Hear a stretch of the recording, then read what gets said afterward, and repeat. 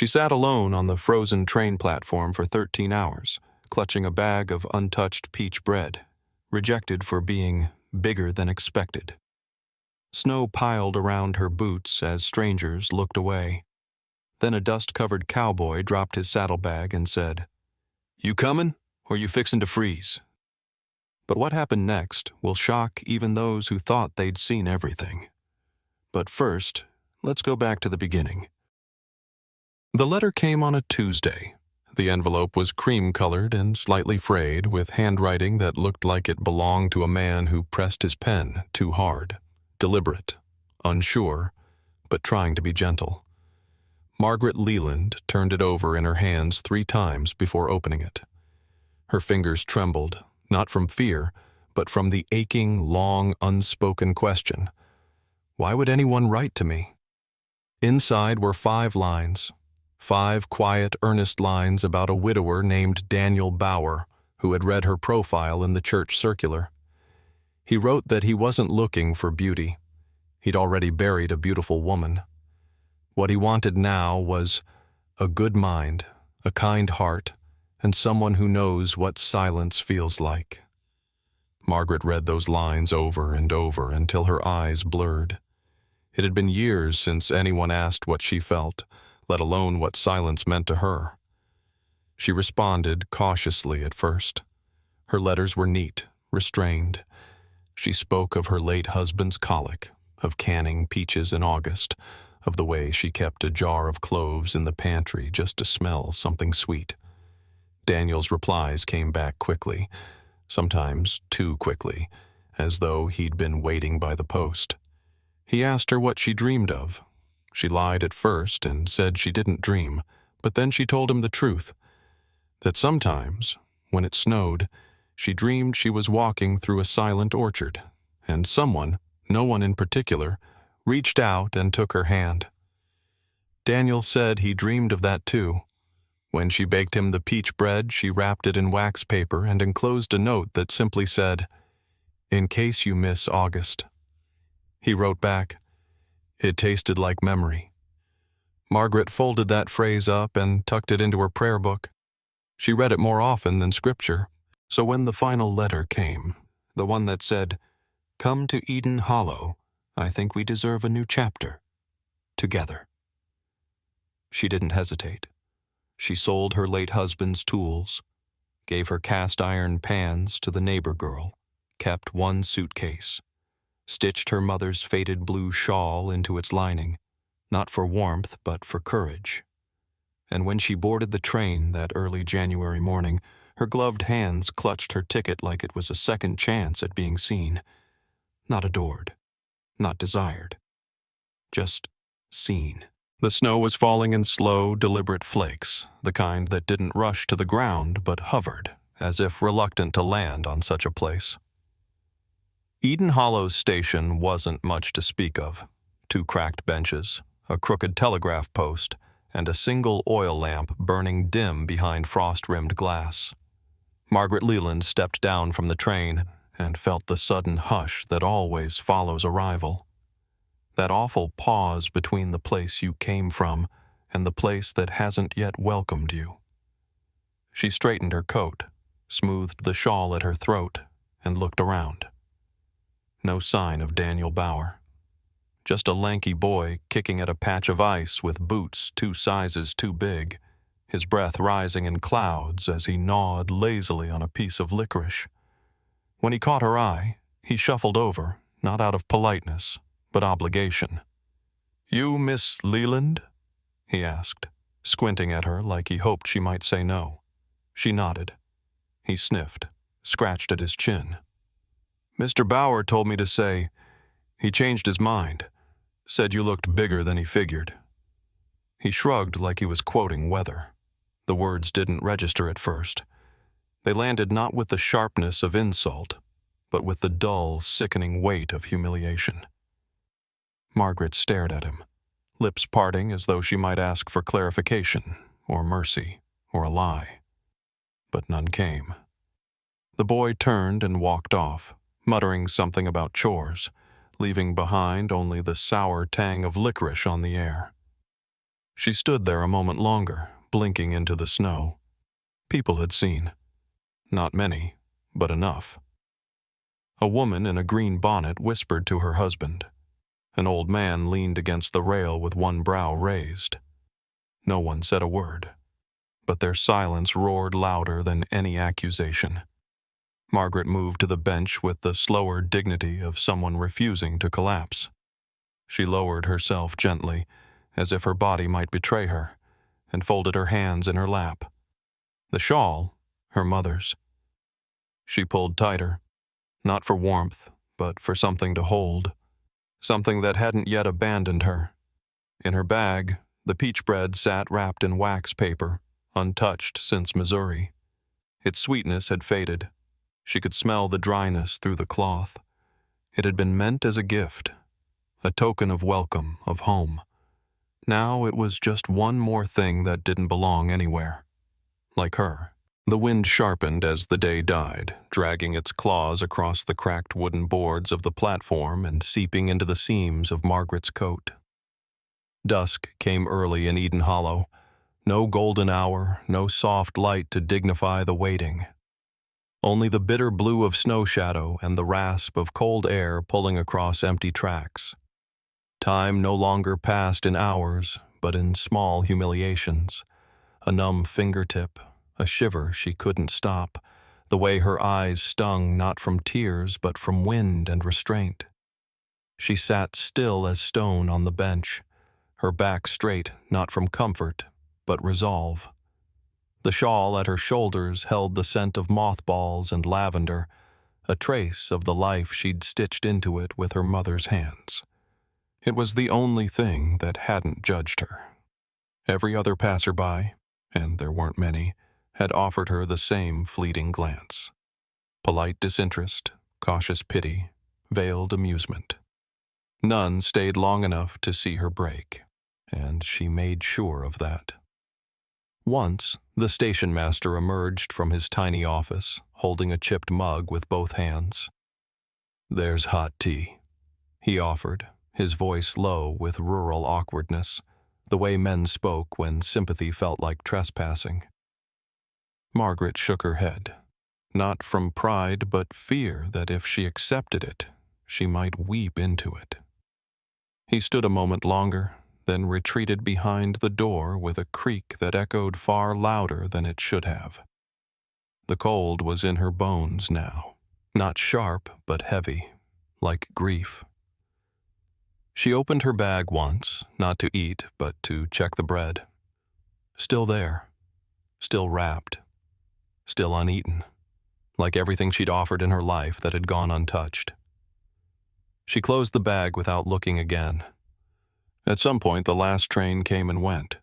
Its whistle tore through the night like a promise meant for someone else. Margaret didn't even look up. She already knew no one was coming. She thought for a moment of walking to the sheriff's office, of explaining what had happened. Maybe they'd find her lodging, give her a cot in the jail, a bowl of stew. But then what? Pity was a poor sort of shelter. She'd rather freeze on the bench than warm herself at the cost of her dignity. As the wind howled low like a wounded thing, Margaret pulled her coat tighter around her and whispered into the silence. "I am not nothing." Her breath formed a cloud, fragile and fleeting, gone before it could rise. But still, she'd said it. And no one. Not Daniel Bauer. Not the staring townsfolk, not even this bitter night, could take that from her. The light had drained from the sky by the time he appeared. Not walked, not arrived, but materialized, as though the cold dusk had shaped itself into the rough silhouette of a man. He came up from the east road, boots caked in red clay, every step deliberate, the weight of the world stitched into the dragging hem of his torn duster. His hat was pulled low, brim shadowing his face, but there was something about his gait, not careless, not proud, just unbothered, that made Margaret sit up straighter. He didn't stop until the bench was 5 feet behind him. Without a word, he let a saddlebag drop to the ground with a thud. Not like he was setting it down, but like he was ending an argument with it. Dust curled from it like breath. "You, Margaret?" he asked, voice coarse as gravel rolled in whiskey. She looked at him full on now, more out of habit than hope. She hadn't heard her name spoken kindly in weeks, maybe longer. But this wasn't kindness, not exactly. It was recognition, a man trying to match a name to the truth standing before him. "I was," she said, and it came out sharper than she intended. He nodded once, as if that answer made sense. "I'm Eli Cobb. I got no letters, no pie, no expectations." His eyes, barely visible beneath the hat's shadow, didn't flick over her body or linger on her face too long. He just looked. "But I seen a woman wait in the cold 13 hours, and I figure anyone who don't run must be worth knowing." Margaret didn't answer. Couldn't. The words slid into her like warmth into frostbitten skin, not healing, not yet, but hurting in a way that proved she wasn't entirely numb. Eli tilted his head. His voice dropped lower, rougher. "You comin', or you fixin' to freeze to death out of spite?" There was no tenderness in it, no offer wrapped in rescue, just a challenge, not to her body, but to her will. Margaret's fingers clenched the shawl at her chest, the fabric stiff now with cold and dignity. Her lips parted, cracked and dry, but she said nothing. She stood.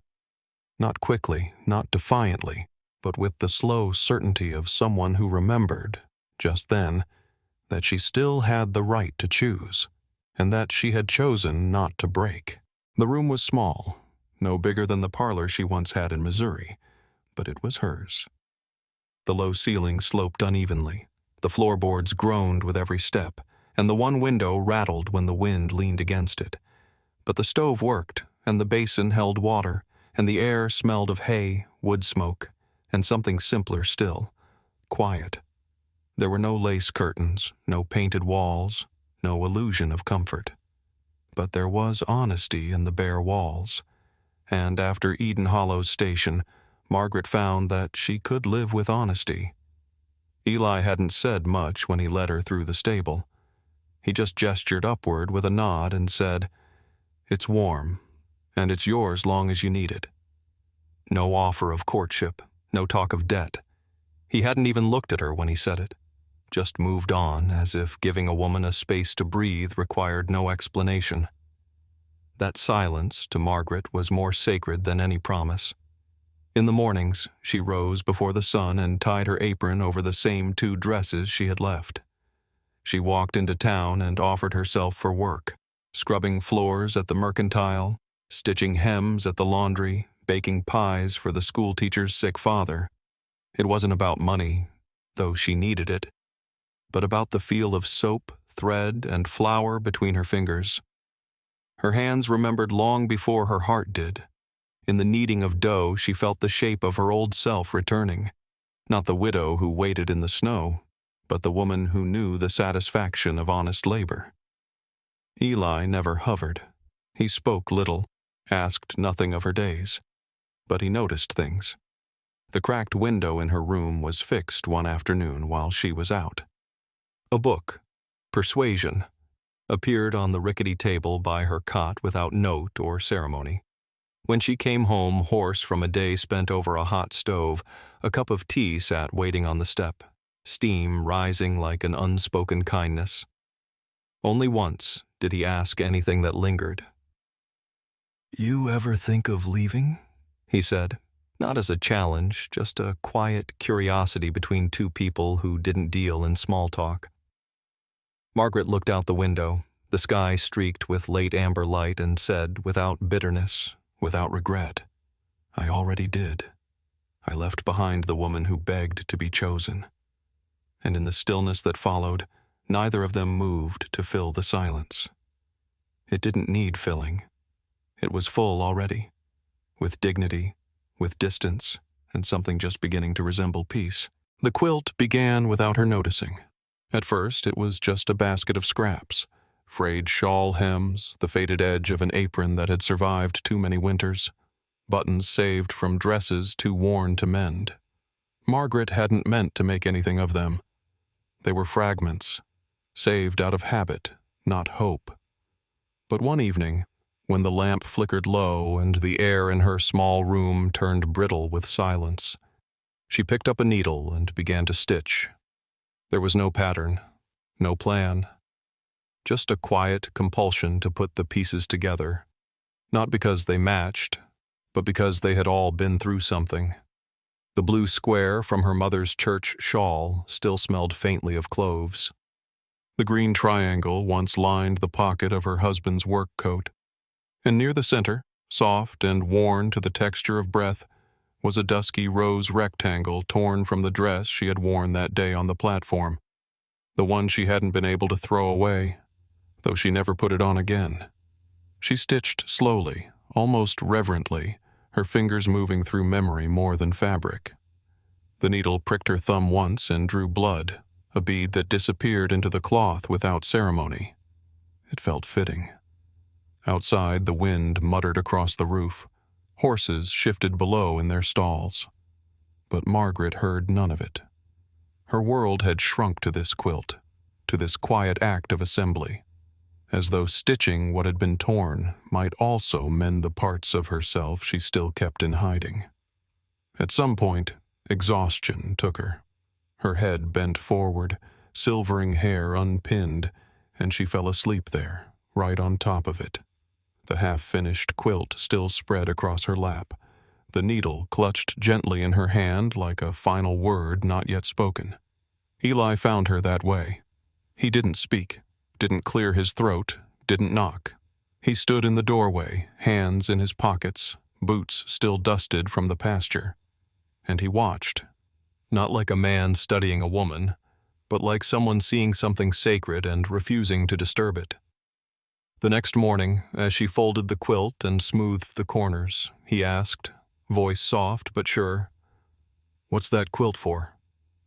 She looked at it a moment, at the mismatched pieces, the faded threads, the blood she'd sewn into the seams, and answered, "To remember who I am, and not forget what I survived."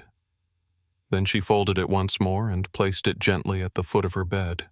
The first thaw came quiet, like it didn't want to startle the town awake.